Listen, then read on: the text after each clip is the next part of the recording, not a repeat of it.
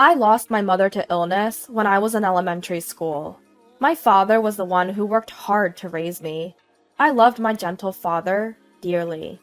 When I married my husband Ethan, my father shed tears and said, "Please, take good care of Lily." My only concern was Ethan's parents.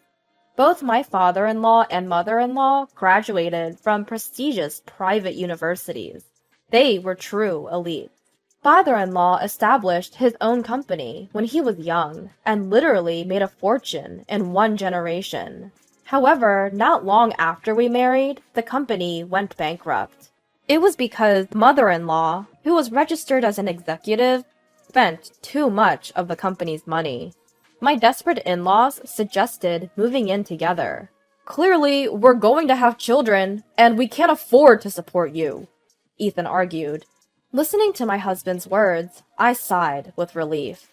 Unless there was a need for caregiving, I wanted to avoid living with my in-laws. It seemed my husband felt the same. Then father-in-law yelled, "Are you repaying the kindness of raising you with ingratitude?" Mother-in-law began to cry.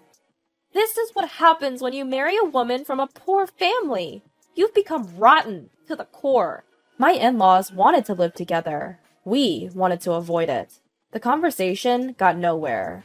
"It's really impossible to live together, but maybe we can send some money." My husband said that, and I glared at him. But paying money meant we wouldn't have to live together. I chose the option that would lighten my mental burden, persuaded by my husband. However, this was the beginning of our troubles. The agreement was to provide $300 a month, but they kept asking for additional money every month, saying, "We can't pay for medical bills and medicine," or "My back hurts, so I need to go to a chiropractor." I had my doubts about whether this was true, but I didn't feel like going to check. If we refused, they might bring up living together again. I grappled with frustration, but endured the constant begging for money. Our finances were barely making ends meet every month. That's why I started working part-time at a bar, leaving my young son Noah at the childcare center. The bar paid well, and they would let me take home leftover food. Somehow, we managed to stabilize our finances. And when Noah turned 10, my husband was ordered to transfer by his company.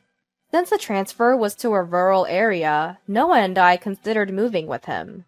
But my husband said, "It's better to be near your father," and thought of my father, who lived alone.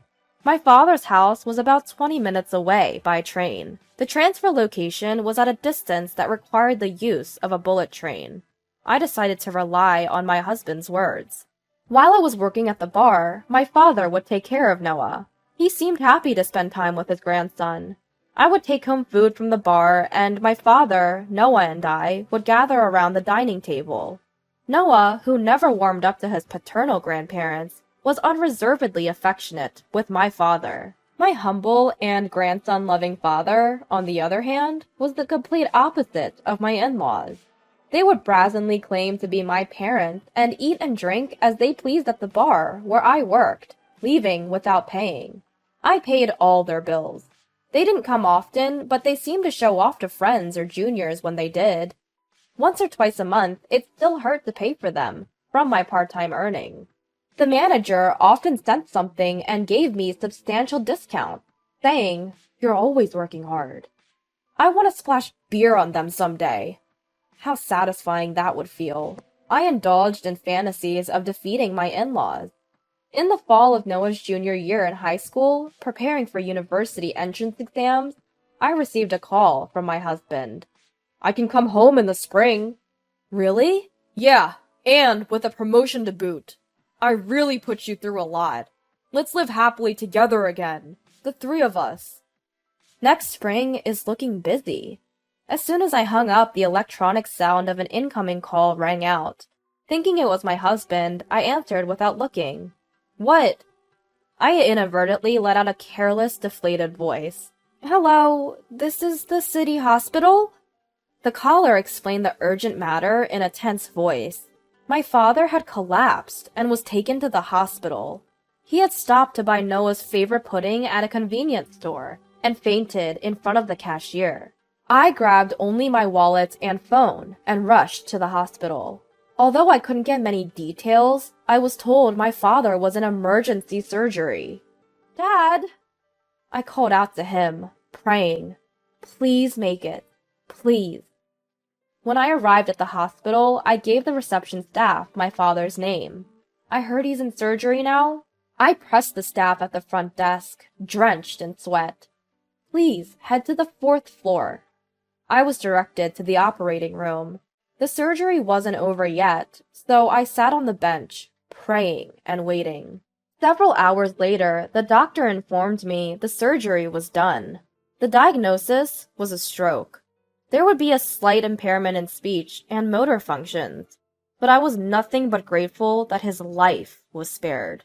Dad's condition gradually stabilized. During my free time, I visited the hospital, talking to Dad, even giving his immobile hand a massage.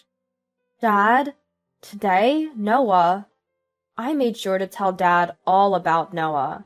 His initial response was weak, but daily rehab was fruitful, and Dad started to show signs of recovery.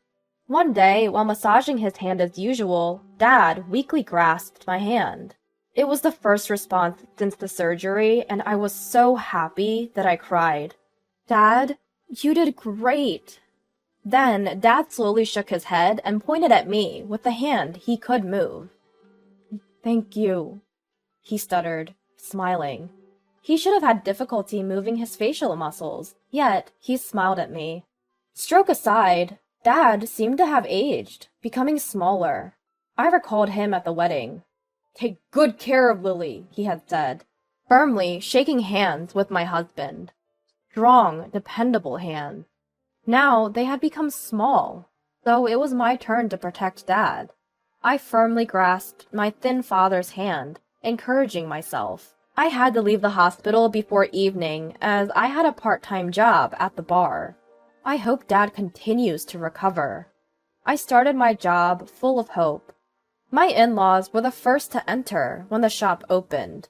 "Lily dear," they called cheerfully. They brought along 2 men, a bit older than themselves. I didn't care how they were related, and didn't care to know, so I led them to their seats, following the restaurant's protocol.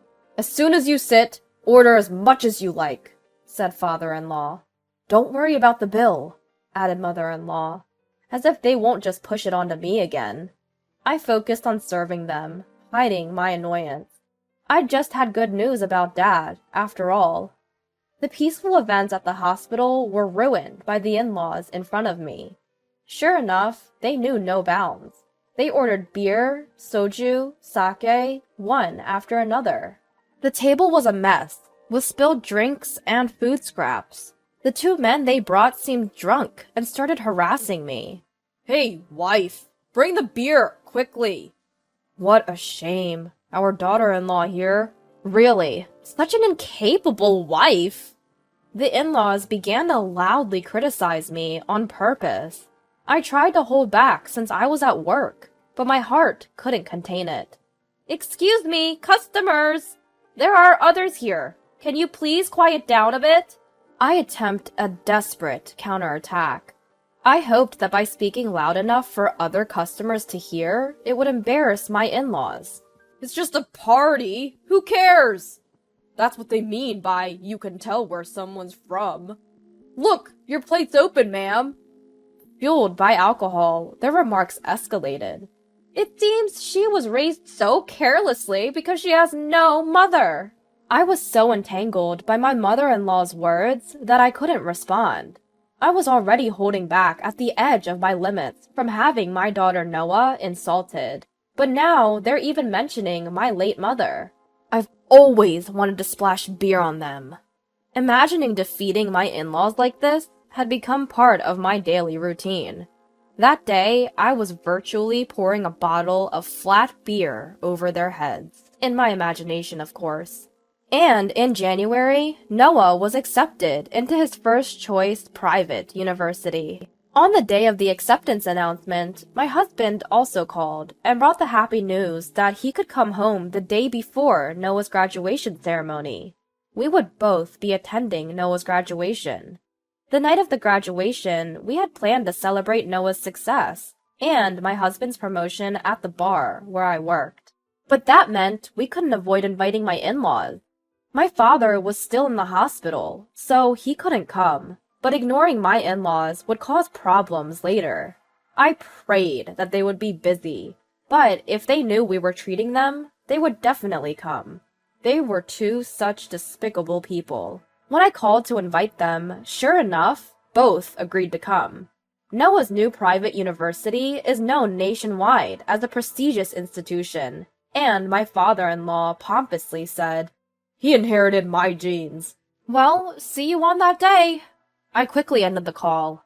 The night of Noah's graduation, I happily walked to the restaurant with my husband and Noah, the three of us together, after a long time. The in-laws had already arrived by taxi, I was informed. The restaurant manager had kindly prepared a private room for our celebration. Just thinking about my in-laws made my stomach ache. Still, I decided to smile as much as possible in front of the family and entered the restaurant. We took our seats and toasted with bottled beer for the adults, juice for Noah. "Noah, congratulations!" My husband smiled warmly at him. "Congratulations on your promotion," I said to my husband, raising my glass. "I'm really looking forward to college in the spring," Noah exclaimed.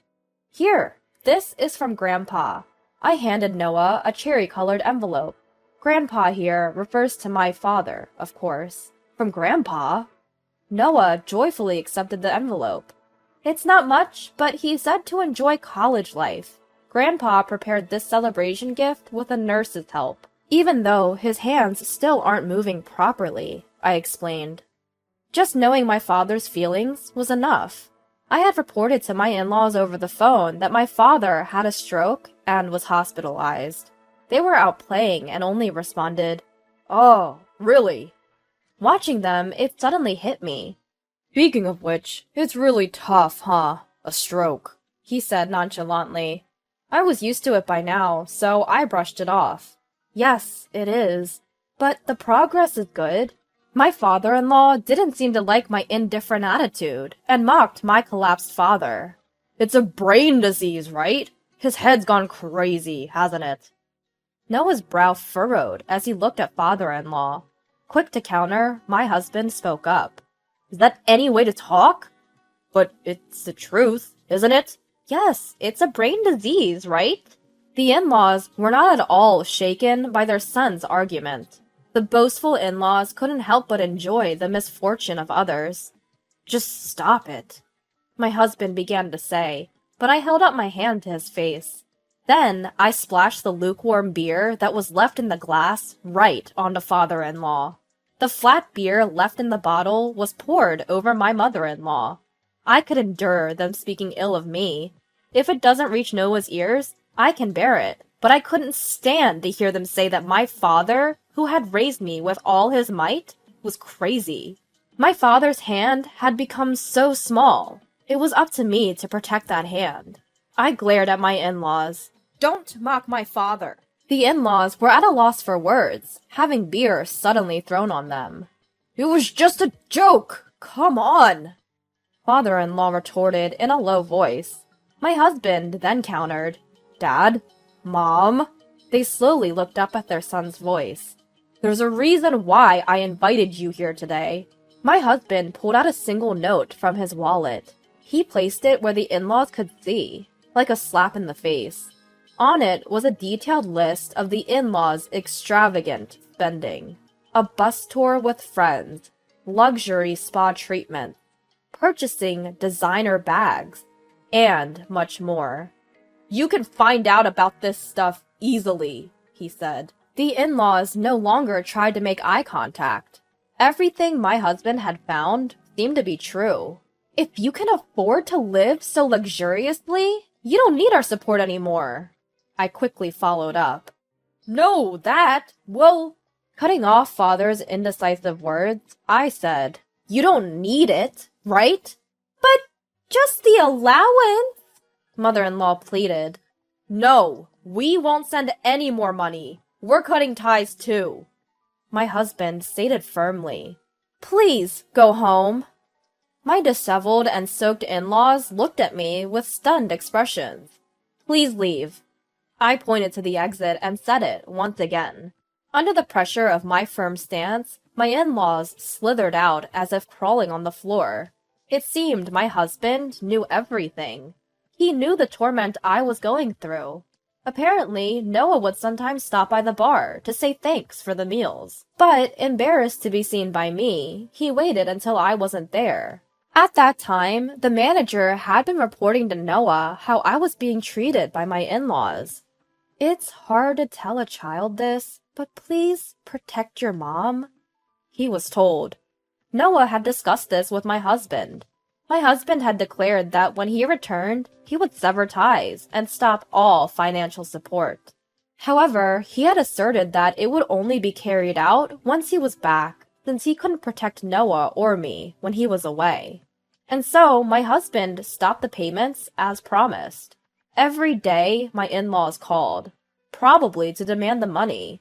Before cutting ties completely, I unleashed everything I wanted to say to my in-laws. "There's nothing to fear, since I'm ending this relationship." After ending the call unilaterally, I blocked my in-laws' contact. A few days later, my in-laws seemed to have asked my part-time job's manager to help them get in touch with me. They did this multiple times during business hours. The manager, annoyed, lost his temper.